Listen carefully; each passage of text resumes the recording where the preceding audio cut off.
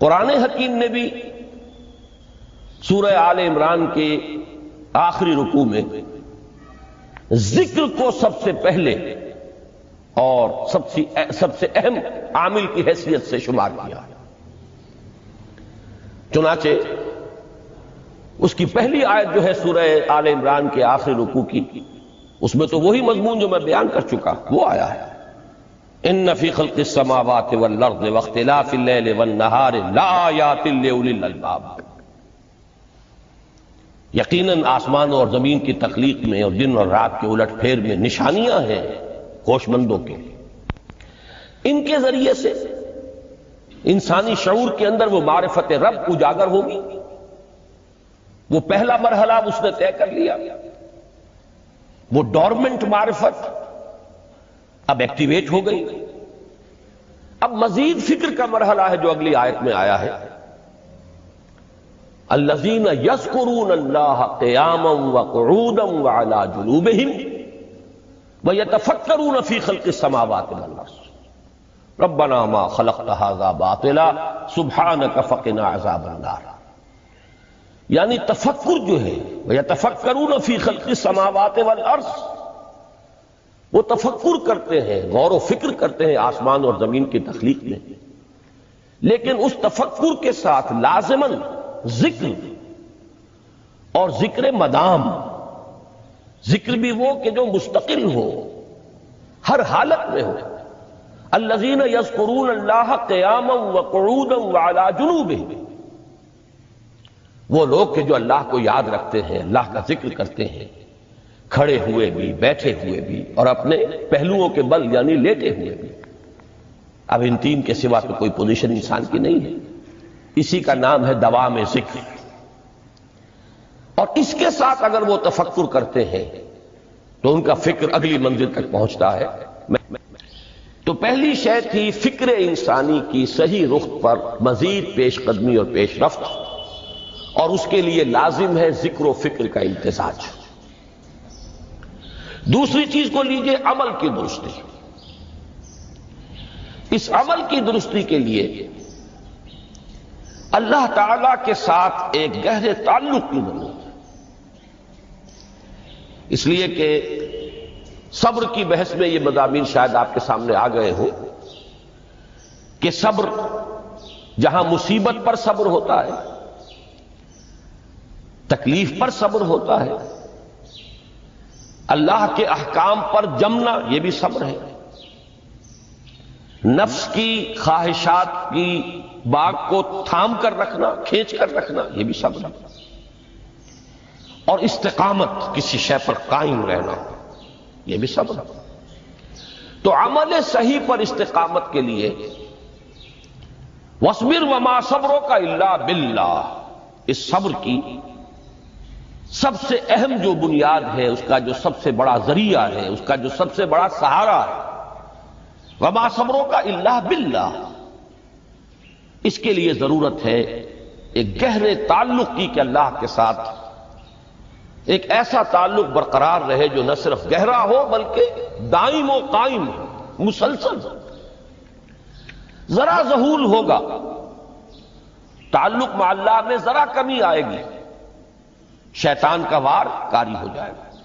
اسی کو حضور نے حدیث میں یوں تعبیر کیا ہے تمثیلاً کہ جو دل اللہ کی یاد سے غافل ہے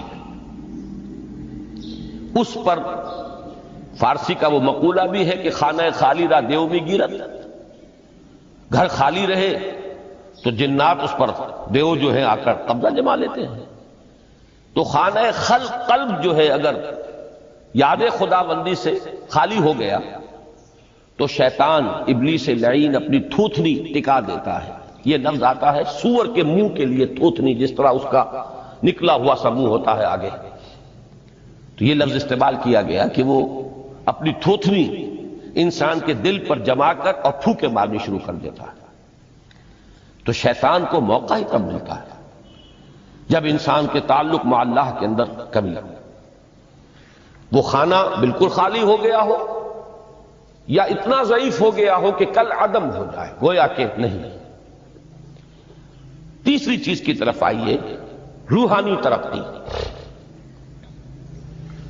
روحانی ترقی کے لیے میں ایک اصطلاح کے سامنے لا رہا ہوں، اس سے مراد کیا ہے؟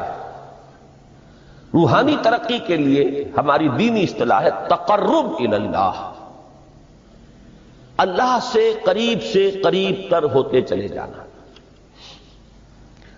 اس پر میرا ایک کتابچہ بھی ہے، تقرب الی اللہ کے 2 مدارج، 2 درجے، جو در حقیقت ایک حدیث نبوی علیہ الصلوۃ والسلام ہی پر مبنی ہے کہ حضور نے ایک درجہ قرار دیا ہے تقرب بالفرائض، فرائض کے ذریعے سے انسان اللہ کا قرب حاصل کرے۔ ایک ہے تقرب بالنوافل، نوافل کے ذریعے سے اللہ کا قرب حاصل کرے۔ ان میں کیا نسبت و تناسب ہے؟ اہمیت کے اعتبار سے کون بڑھ کر ہے؟ بلندی کے اعتبار سے کون بڑھ کر ہے؟ یہ تمام مسائل میں نے اپنی اس تقریر میں بیان کیے تھے جو اس کتاب میں شائع ہوئی ہے۔ اس وقت میں اس کی تفصیل میں نہیں جا رہا، صرف یہ تذکرہ اس لیے کر رہا ہوں کہ جن کو بھی خواہش ہو جائے وہ اس کا مطالعہ کرے۔ ہماری اس وقت کی گفتگو سے وہ کتابچہ اس جگہ پر منسلک ہوگا۔ تو تقرب الی اللہ، یہ تقرب کوئی فزیکل فینومینن نہیں ہے، جسمانی یا مادی مسئلہ نہیں ہے۔ اللہ سے قرب یہ نہیں ہے کہ کوئی کروڑوں میل کا فاصلہ ہے، اب ہمیں کوئی رسی پر چڑھنا ہے اوپر بڑی محنت اور مشقت سے۔ فصل تو ہے ہی نہیں، فاصلہ ہے ہی نہیں، بعد ہے ہی نہیں۔ نحن اقرب الیہ من حبل الورید، ہم تو انسان سے اس کی شہرگ سے بھی زیادہ قریب ہیں۔ ہوا معکم اینما کنتم، وہ تو تمہارے ساتھ ہی ہوتا ہے جہاں کہیں بھی تم ہو، بس صرف یہ کہ تمہاری توجہ نہیں ہوتی، تم اور چیزوں میں مشغول و مصروف رہتے ہو، تم ہماری طرف دھیان ہی نہیں دیتے، تم ہماری طرف متوجہ ہی نہیں ہوتے۔ ہم تو مائل بے کرم ہے، کوئی سائل ہی نہیں، راہ دکھلائیں کسے رہنو منزل ہی نہیں۔ انسان جب متوجہ ہو جاتا ہے اور بڑھتا ہے، آگے پیش قدمی کرتا ہے روحانی اعتبار سے، تو یہ ہے در حقیقت تقرب الی اللہ، اور اسی کو ہم کہیں گے روحانی ترقی۔ اب ان 3 چیزوں کو اگر آپ نے ذہن میں جما لیا، پھر میری بات کی ترکیب اس کو ذہن میں قائم کیجئے۔ ہم چلے کہاں سے؟ کہ دین کے ساتھ اصل مناسبت فلسفے کی نہیں، حکمت کی۔ نمبر 2، حکمت قرآنی کا پہلا اور اہم ترین اور بنیادی مسئلہ معرفت رب کا حصول ہے۔ اس کا نتیجہ شکر خدا بندی، اس کا ذریعہ آیات آفاقی، آیات انفسی، اور سب سے بڑھ کر آیات قرآنیہ ہے جو الذکر ہے، جو تذکرہ ہے، جو ذکرہ ہے۔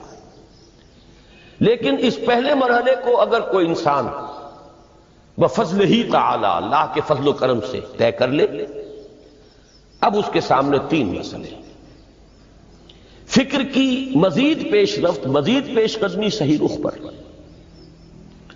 اس کے لیے ذکر اور فکر دونوں کا امتزاج لازمی ہے۔ فقر قرآن اختلاط ذکر و فکر۔ الذین یذکرون اللہ قیاما وقعودا وعلی جنوبہم ویتفکرون فی خلق السماوات والارض۔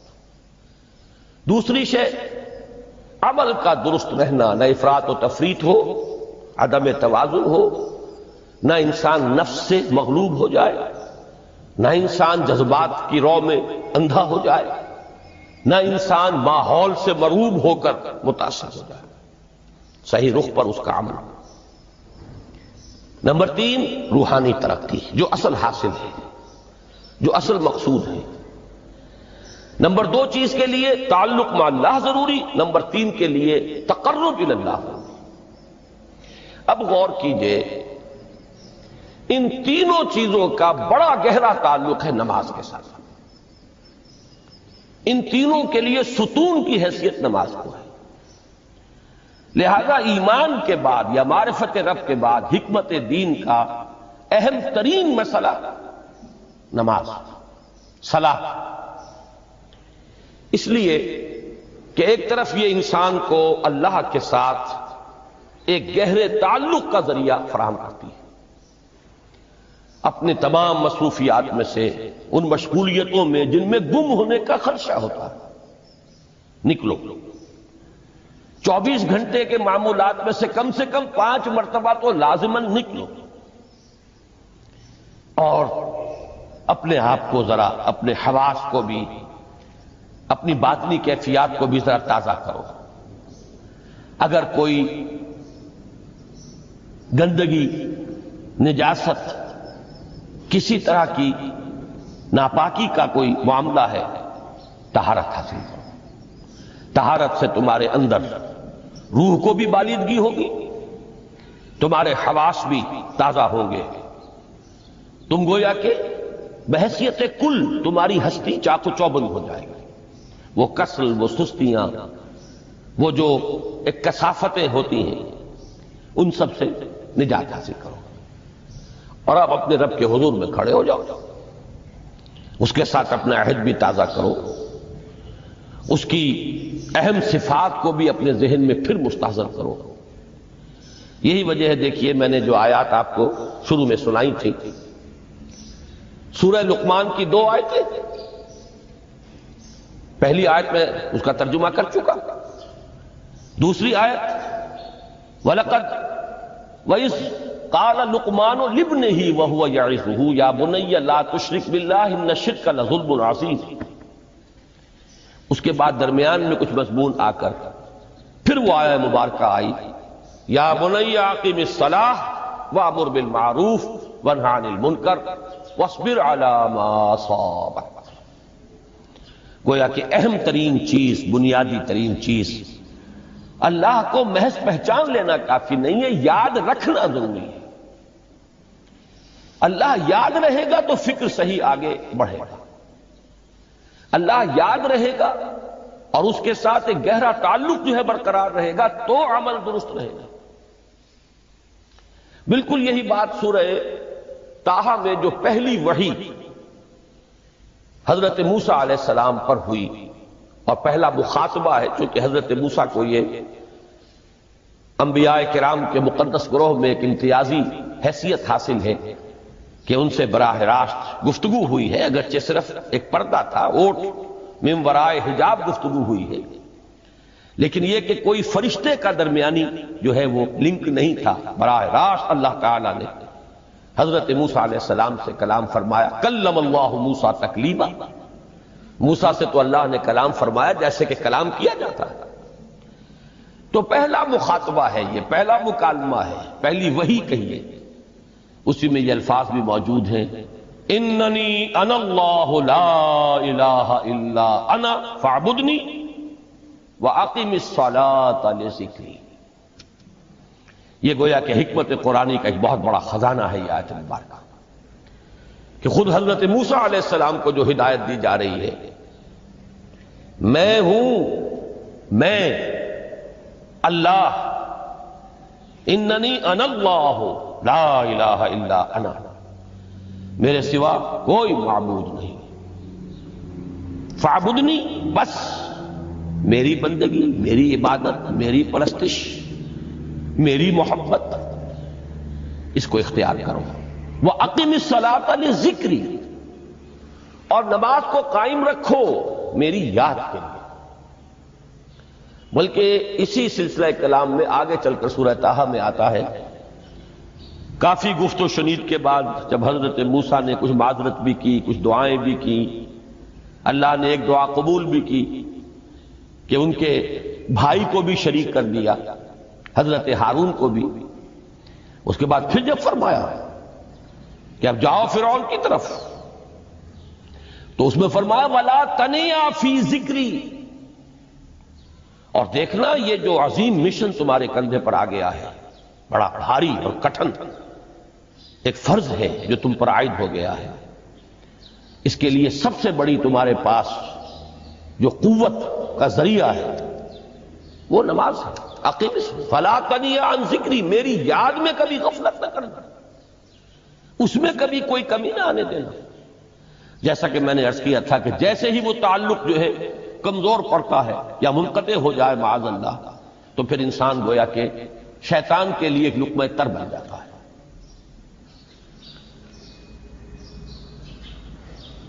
اب آپ غور کیجئے، تیسری شے تقرب الی اللہ، اس کے حوالے سے بھی جو فرائض اور نوافل کی بات ہے اس کو اس وقت ذہن سے نکال کر یہ سمجھیے کہ اس میں نماز کا کیا مقام ہے، اس لیے کہ نماز فرض بھی ہے، نماز نفل بھی ہے، وہ تو ان دونوں میں شریک ہو جائے گا۔ اب اس کو لفظ صلاۃ کے حوالے سے آپ ان دونوں چیزوں کو سمجھیے۔ صاد لام واو یا یہ چونکہ حروف علت ایک دوسرے سے بدلتے رہتے ہیں، یہ جو مادہ ہے اس کی جو خالص لغوی اصل ہے، جو خالص عربی زبان میں اس کا بنیادی مفہوم ہے، وہ آگ جلانا یا آگ تاپنا یا آگ سینکنا، حرارت حاصل کرنا۔ لہذا بار بار آتا ہے جہنم کے ذکر میں، اسلوہا، اب جلو اس میں، تاپو اس کو، یہ سینکے گی تمہیں۔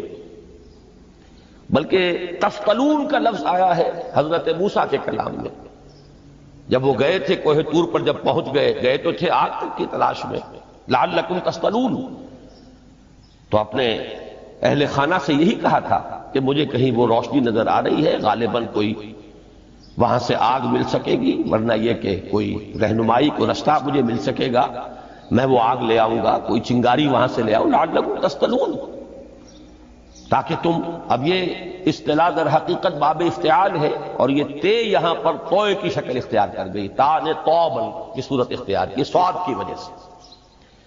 بہرحال اس کا سب سے بنیادی مفہوم جو ہے وہ ہے تاپنا، سکائی حاصل کرنا، حرارت۔ اس کے حوالے سے سمجھ لیجئے کہ سب سے بنیادی تعلق اس کا جو ہے وہ روح کے ساتھ ہے۔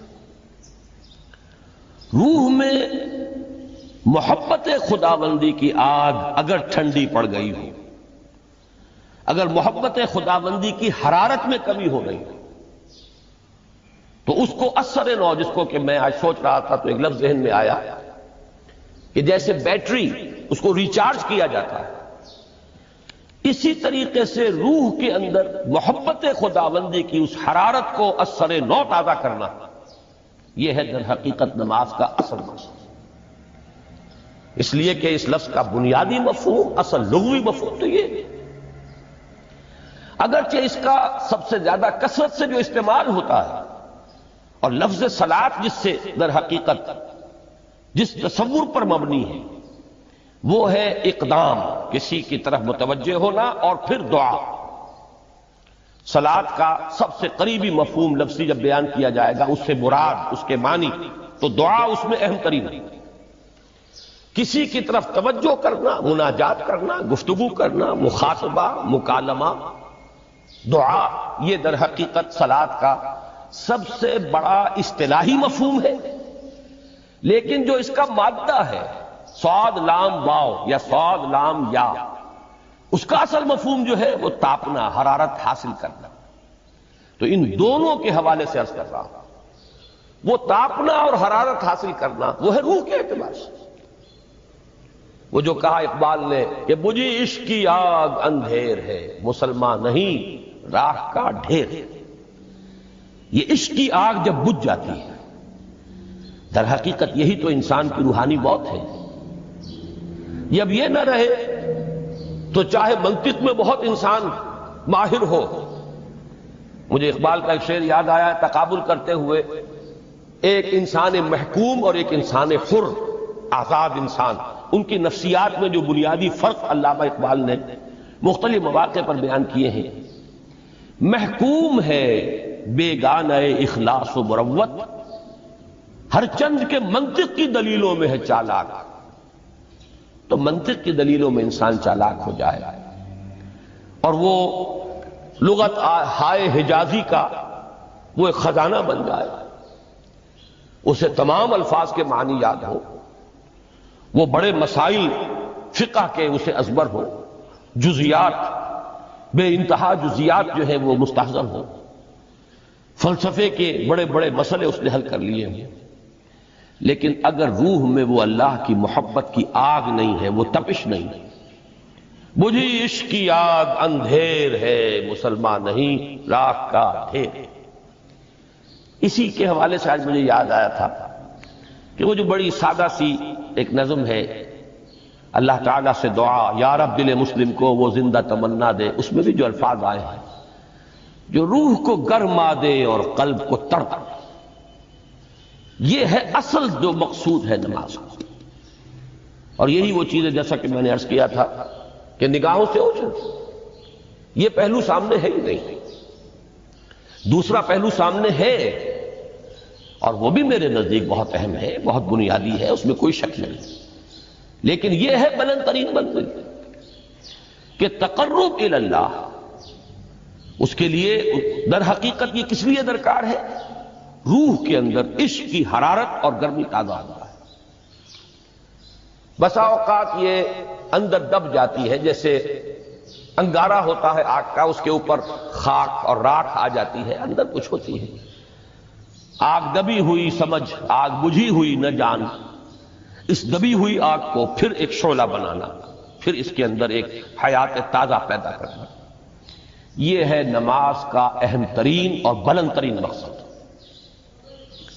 لیکن اس کے ساتھ ہی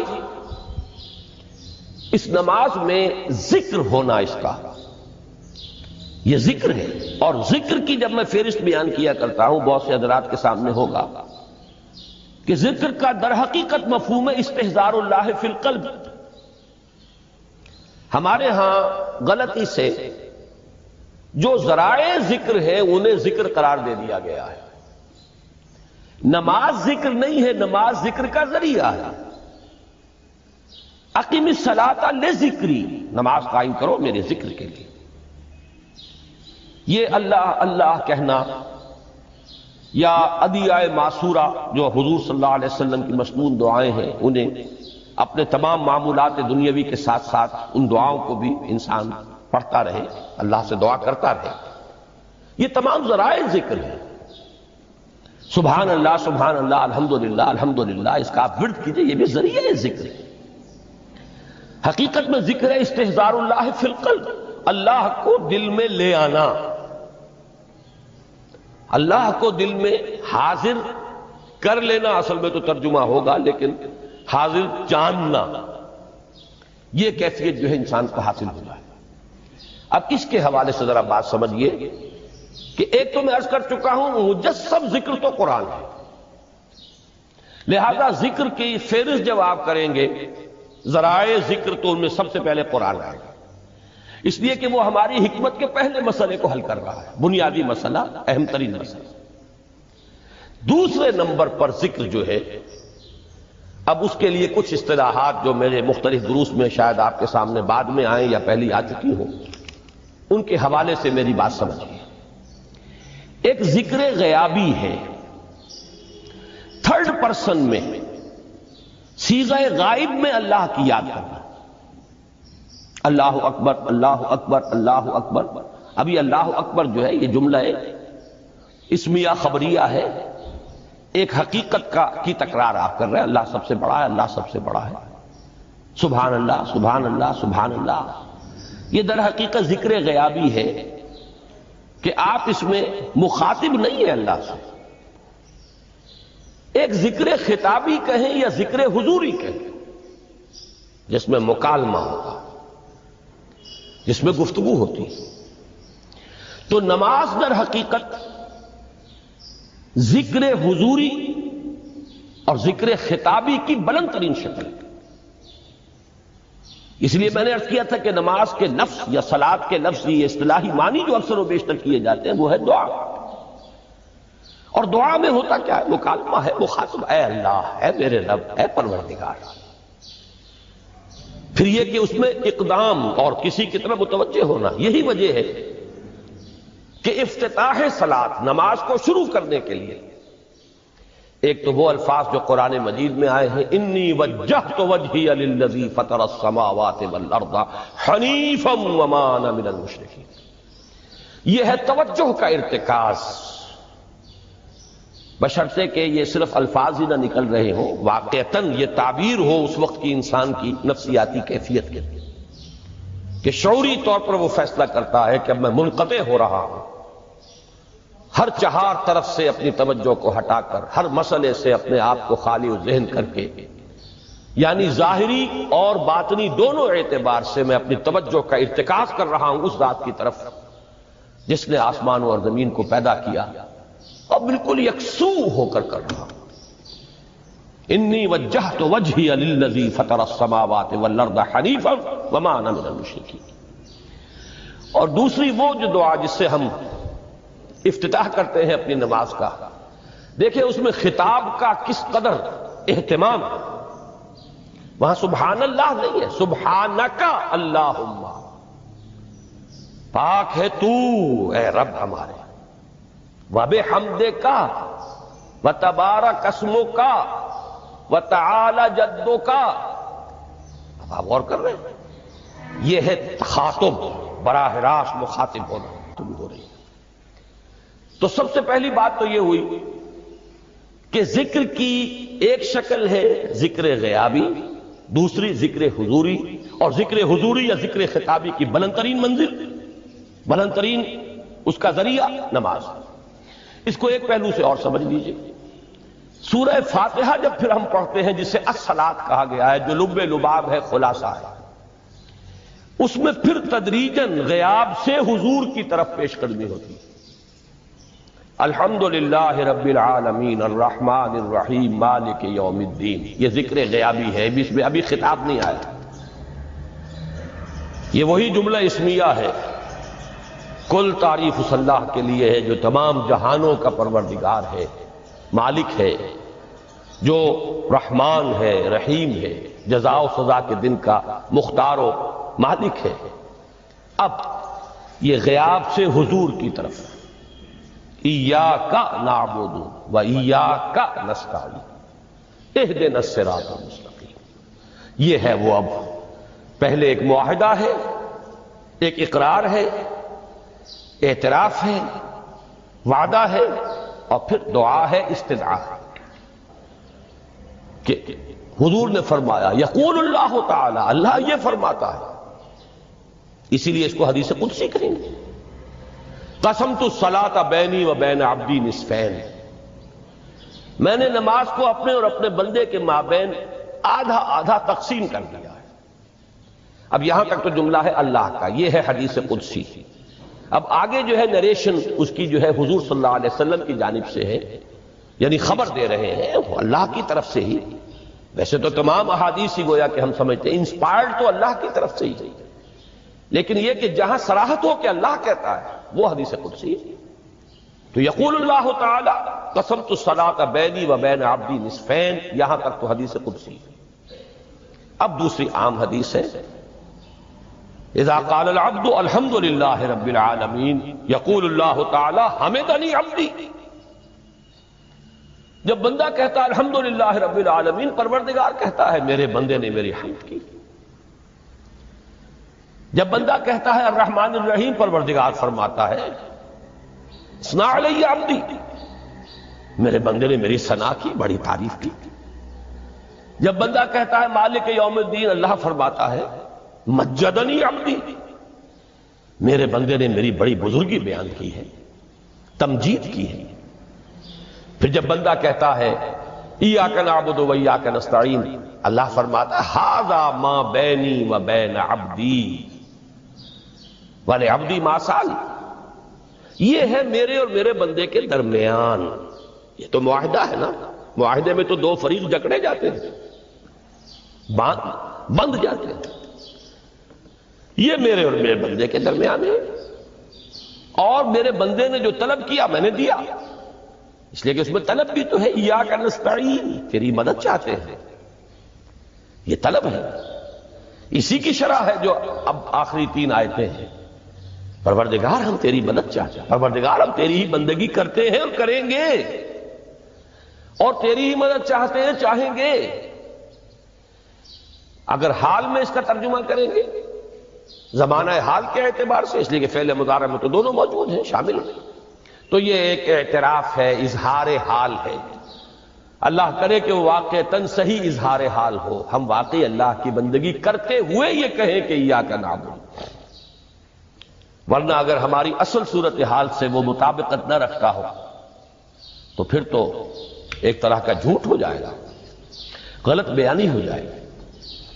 ایاک نعبد، تیری ہی بندگی کرتے ہیں، اور مستقبل میں کیجئے، کریں گے، یہ ہے عہد،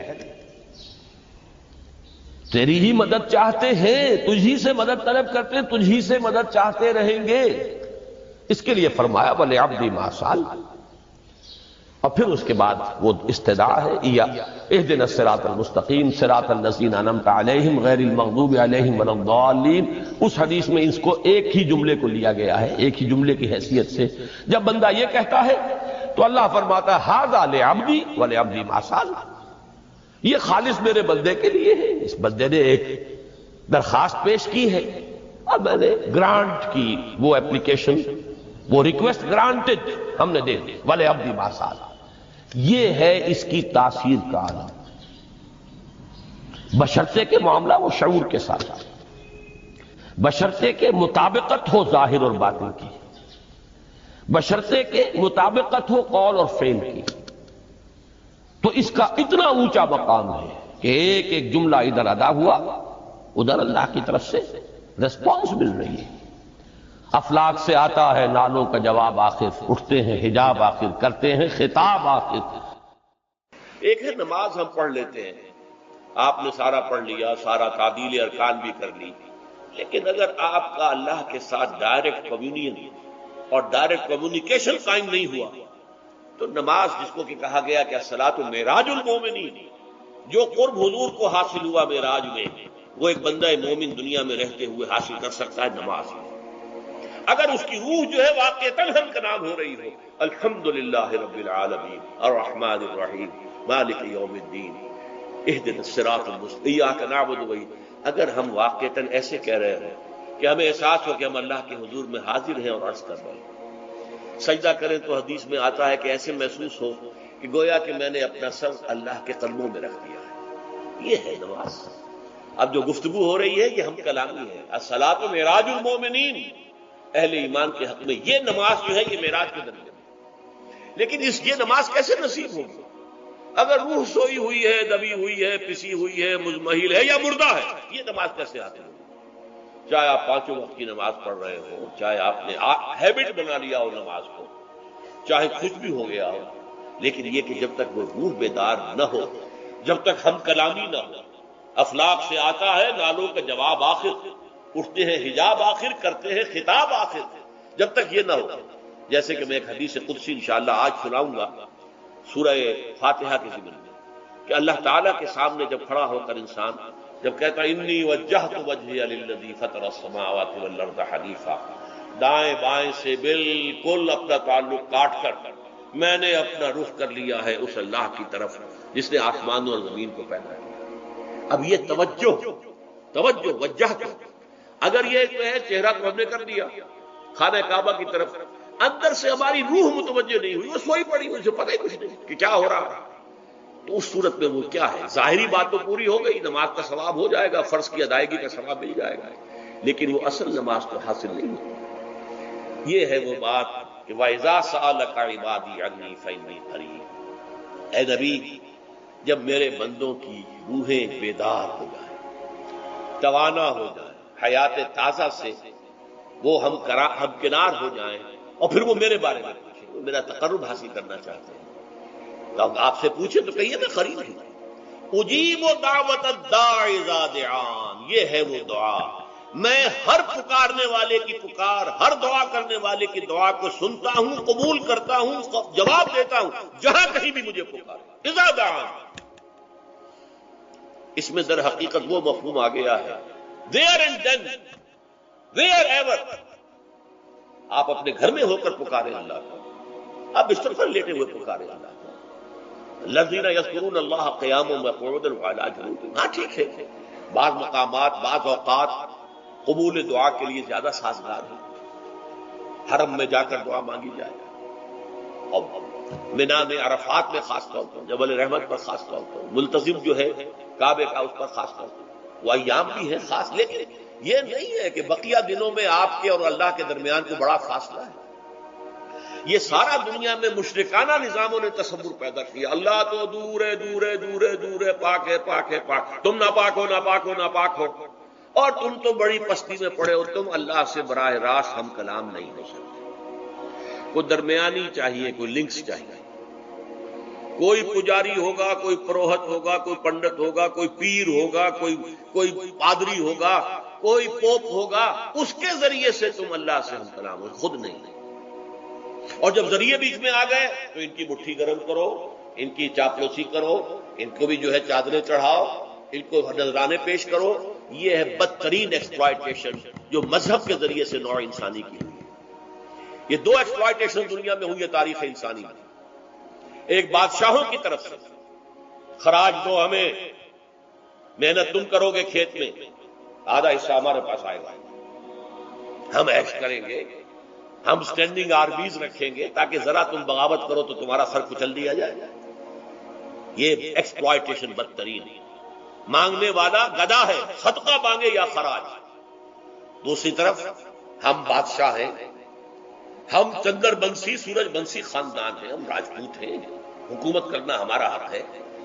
اور یہ پنڈت پروہت جو ہے وہ بھی کہیں گے کہ ٹھیک ہے، نصف لی و نصف لک وھذا قوم جاہلون، یہ عوام جو ہے ان کا خون چوسو، ہمیں یہ نذرانے پیش کریں، بتوں کو آ کے چڑھاوے چڑھائیں اور تمہیں خراج دیں اور ٹیکس دیں۔ They are to be exploited. اسلام نے آ کر دونوں کا خاتمہ کیا، کوئی ملوکیت نہیں۔